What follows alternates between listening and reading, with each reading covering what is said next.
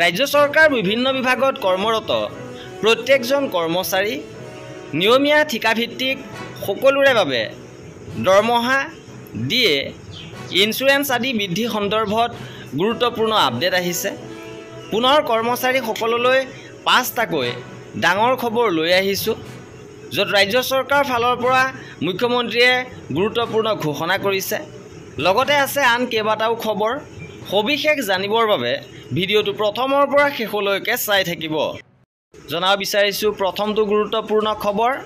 এবাৰ ফাইনেন্স ডিপাৰ্টমেণ্টৰ ফালৰ পৰা এই খবৰটো দিছে যে ৰাজ্য চৰকাৰৰ কৰ্মচাৰীসকলৰ বাবে সুখবৰ।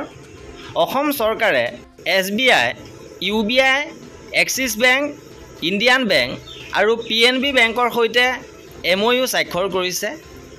কৰ্মচাৰীসকলৰ জিৰ' কষ্ট ইন্স্যুৰেন্স স্কিমৰ ওপৰত ৰাজ্য চৰকাৰ কৰ্মচাৰীসকলৰ বাবে এই সুখবৰ যে ইয়াৰ প্ৰক্ৰিয়া আৰম্ভ হৈছে আৰু মুখ্যমন্ত্ৰী মহোদয়ে জনোৱা অনুসৰি এই বছৰৰ পৰাই আপোনালোকে জিৰ' প্ৰিমিয়াম ইন্স্যুৰেন্স স্কিমৰ সুবিধা ল'ব পাৰিব আৰু ইয়াত টোল ফ্ৰী নাম্বাৰ দিয়া হৈছে।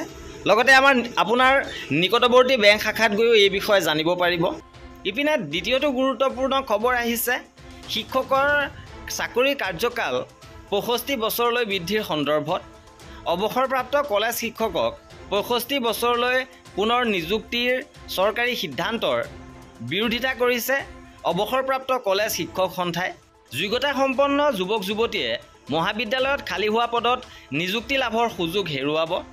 অৱসৰপ্ৰাপ্ত শিক্ষকক 65 বছৰ বয়সলৈকে পুনৰ নিযুক্তি দিবলৈ ৰাজ্য চৰকাৰে লোৱা সিদ্ধান্তৰ এতিয়া তীব্ৰ বিৰোধিতা কৰিছে যোৰহাট জিলা অৱসৰপ্ৰাপ্ত কলেজ শিক্ষক সন্থাই। শেহতীয়াভাৱে যোৰহাট মহাবিদ্যালয়ৰ প্ৰেক্ষাগৃহত অনুষ্ঠিত সভাত অৱসৰপ্ৰাপ্ত কলেজ শিক্ষকৰ পুনৰ নিযুক্তিৰ বিষয়টো বিস্তৃতভাৱে আলোচনা কৰাৰ অন্তত চৰকাৰে গ্ৰহণ কৰা এই সিদ্ধান্তৰ বিৰোধিতা কৰি প্ৰস্তাৱ গ্ৰহণ কৰিছে। সভাই মত প্ৰকাশ কৰে যে এনে নিযুক্তিৰ ফলত বহুতো সংস্থাপনযোগ্য উচ্চ শিক্ষিত আৰু যোগ্যতাসম্পন্ন যুৱক যুৱতীয়ে মহাবিদ্যালয়ত খালী হোৱা পদৰ বিপৰীতে নিযুক্তি লাভ কৰাৰ সুযোগ হেৰুৱাব। ইপিনে তৃতীয়টো গুৰুত্বপূৰ্ণ খবৰ আহিছে মুখ্যমন্ত্ৰীয়ে প্ৰদান কৰিছে নিৰ্দেশ। বাৰ্ষিক বেতন বৃদ্ধিৰ সময়সীমা হ্ৰাস কৰিবলৈ নিৰ্দেশ দিছে মুখ্যমন্ত্ৰীয়ে। অৱশেষত শিক্ষক কৰ্মচাৰী সংগঠনৰে আলোচনাৰ অন্তত মুখ্যমন্ত্ৰীয়ে নিৰ্দেশনা দিছে যে বিশেষ নিযুক্তিৰ জৰিয়তে যি 25,000 শিক্ষকক নিযুক্তি দিয়া হৈছিল তেওঁলোকক এই সুখবৰ দিছে। বাৰ্ষিক বেতন বৃদ্ধিৰ সময়সীমা তেওঁলোকৰ বাবে হ্ৰাস কৰা হ'ব। এইবাৰ জনাব বিচাৰিছোঁ আজিৰ পৰৱৰ্তী গুৰুত্বপূৰ্ণ খবৰ। অসমৰ কৰ্মচাৰী পেঞ্চনাৰ বাবে এটা বেয়া খবৰ আহিছে।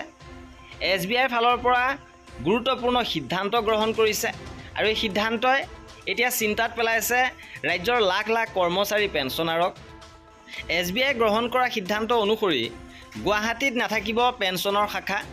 গুৱাহাটীৰ লখৰাত স্থিত পেঞ্চনৰ শাখাটো গুৱাহাটীৰ পৰা কলকাতালৈ স্থানান্তৰ কৰাৰ বাবে সিদ্ধান্ত লৈছে SBI, যাৰ ফলত চিন্তিত হৈছে ৰাজ্যৰ লাখ লাখ কৰ্মচাৰী পেঞ্চনাৰ। কাৰণ এই শাখাটোৰ জৰিয়তে কৰ্মচাৰী পেঞ্চনাৰৰ সমস্যাসমূহ সমাধান হৈছিল আৰু এতিয়া কলকাতালৈ স্থানান্তৰ কৰা বিষয়টো ক্ষুব্ধ হৈ পৰিছে সদৌ অসম কৰ্মচাৰী পৰিষদ আৰু ইয়াকে লৈ মাননীয় মুখ্যমন্ত্ৰী মহোদয়লৈ পত্ৰ প্ৰেৰণ কৰিছে। লগতে SBIকো স্মাৰক পত্ৰ প্ৰদান কৰিছে সদৌ অসম কৰ্মচাৰী পৰিষদে। ইপিনে কৰ্মচাৰীসকলৰ DA বৃদ্ধি সন্দৰ্ভত গুৰুত্বপূৰ্ণ আপডেট আহিছে।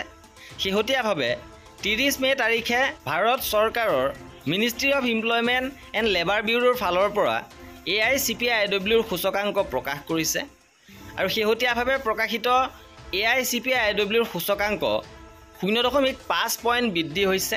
অৰ্থাৎ এপ্ৰিল মাহৰ সূচকাংক 0.5 পইণ্ট বৃদ্ধি হৈ 143.5% বৃদ্ধি পাইছে আৰু DA গণনা কৰা কেলকুলেটৰ অনুসৰি বৰ্তমান কৰ্মচাৰীসকলৰ DA 57.47% বৃদ্ধি পাইছে আৰু আগন্তুক দুমাহৰ AICPI সূচকাংক আহিবলৈ বাকী আছে। ইয়াৰ ভিত্তিতে আপোনালোকৰ পৰৱৰ্তী DA অৰ্থাৎ জুলাই মাহৰ বৰ্ধিত DA ঘোষণা কৰা হ'ব। সেয়েহে আশা কৰা হৈছে যে এবাৰ 3% আপোনালোকৰ DA বৃদ্ধি হ'ব পাৰে। আৰু এয়া আছিল আজিৰ ভিডিঅ'টোত। কৰ্মচাৰী আৰু পেঞ্চনাৰৰ সকলো খবৰ পাই থাকিবৰ বাবে আমাৰ চেনেলটো সাবস্ক্ৰাইব কৰি ৰাখিব। ভিডিঅ'টো শেষৰলৈকে চোৱাৰ বাবে বহুত ধন্যবাদ।